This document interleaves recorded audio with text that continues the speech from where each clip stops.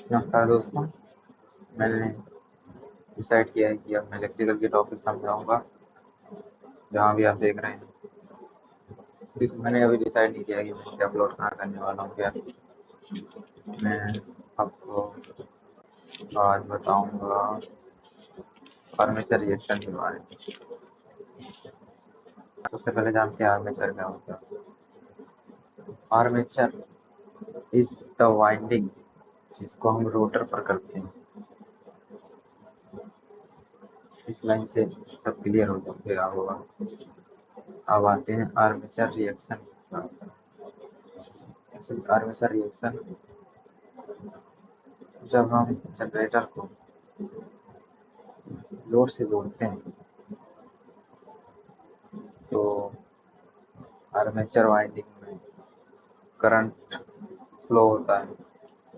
अब जब current flow हो गया हमारा, तो फैराडे का नियम कहता है कि मूविंग चार्ज अपनी मैग्नेटिक फील्ड बनाता है। और क्योंकि जनरेटर में जो मेन मैग्नेटिक फील्ड वाइंडिंग, जिसको हम कहते हैं क्या, main field flux.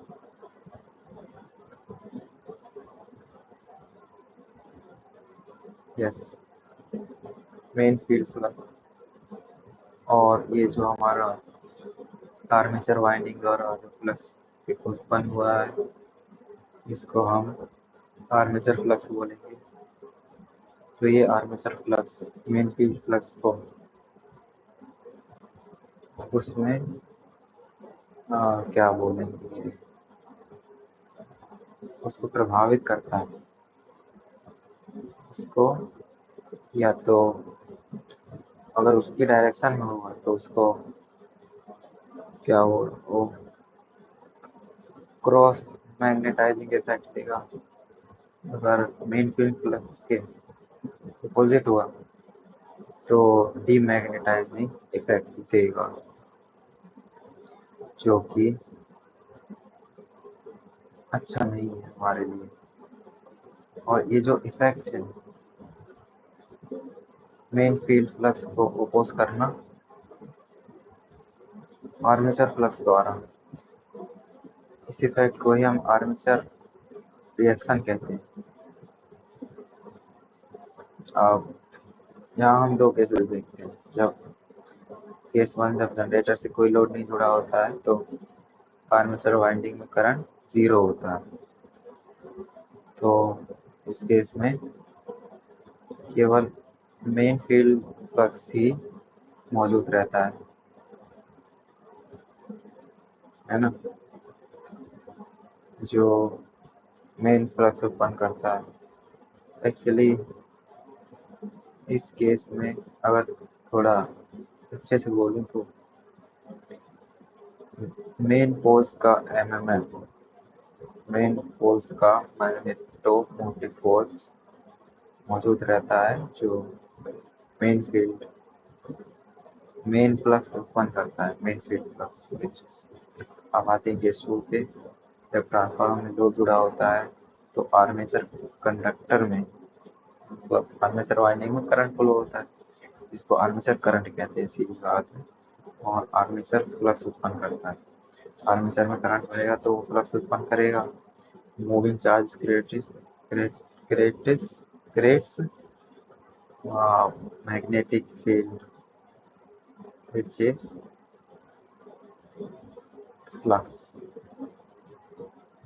We can call it flux, which is eventually okay, armature flux उत्पन्न करेगा। एक ध्रुव के नीचे स्थित सभी कंडक्टर में करंट की दिशा समान होती है, ये हम जानते हैं, है ना। तो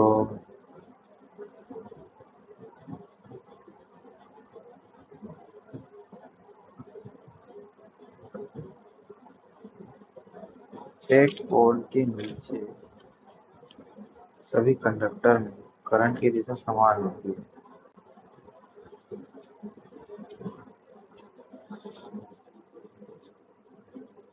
एक पोल के नीचे सभी कंडक्टर में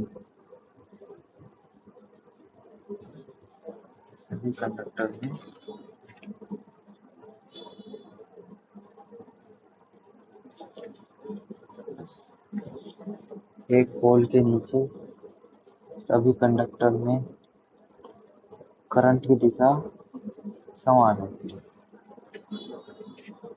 सीधी बात है, समान होगी तभी तो। जनरेटर के केस में देखेंगे तो अगर ऊपर फील्ड एक ही डायरेक्शन में है तो करंट भी उसी के अकॉर्डिंग फ्लो होगा, एक्चुअली उत्पन्न होगा, हम कह सकते हैं। और क्योंकि ये फैराडे के नियम के अनुसार है तो जहाँ जहाँ फील्ड रहेगी और कॉइल मूव करेगी सेम डायरेक्शन में होगा, करंट फ्लो होगा। This is armature reaction. I hope you understand. I hope you understood. और ये और थोड़ा और देख लेते हैं। आर्मेचर रिएक्शन की दो दो इफेक्ट होते हैं। एक जो वो मेन फील्ड फ्लक्स को डीमैग्नेटाइज कर देता है, ठीक है। और दूसरा होता है वो उसको डीमैग्नेटाइज ना करके क्रॉस मैग्नेटाइज कर देता है, तो वो कुछ ऐसा दिखता है।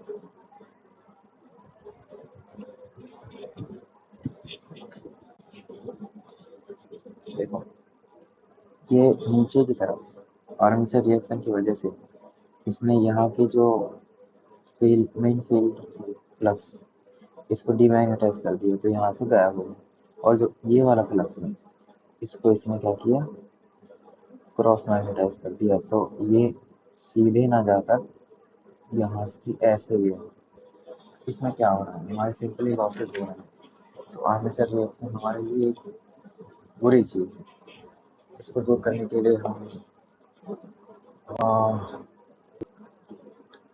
इंटरपोज का इस्तेमाल करते हैं, या क्या बोलते हैं, कंपनसेटिंग वाइंडिंग कर देते हैं, या फिर एक्स्ट्रा एम्पियर टर्न लगा देते हैं। मतलब आर्मेचर वाइंडिंग में जो टर्न्स है उसे मैं क्या बढ़ा देते हैं। इससे हम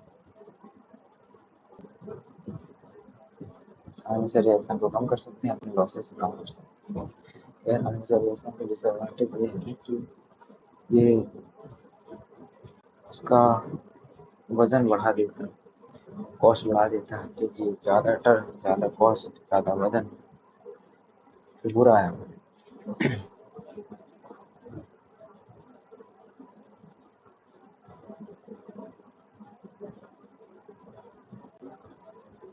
और अब हम देखें क्रॉस मैग्नेटाइजिंग ये जो इफेक्ट है अपना, इससे हमें क्या क्या दिक्कत है। पहली दिक्कत तो ये है कि लैगिंग पोल टिप पर मैग्नेटिक इफेक्ट के कारण लैगिंग पोल टिप पर मैग्नेटिक के कारण आयरन लॉस बढ़ जाते हैं, ठीक है। कम्यूटेशन प्रॉब्लम होती है और स्पार्किंग भी प्रेजेंट करते हैं। और ये जो डीमैग्नेटाइजिंग इफेक्ट है इसके डिसएडवांटेज के बारे में बात करेंगे तो इंड्यूस ईएमएफ कम हो जाता है। इस समस्या की भरपाई के लिए फील्ड वाइंडिंग में अधिक टर्न्स दिए जाते हैं। इसलिए जैसा कि मैंने कहा मशीन की लागत और वजन बढ़ जाते हैं, जो कि एक बुरी चीज़ है। That's it.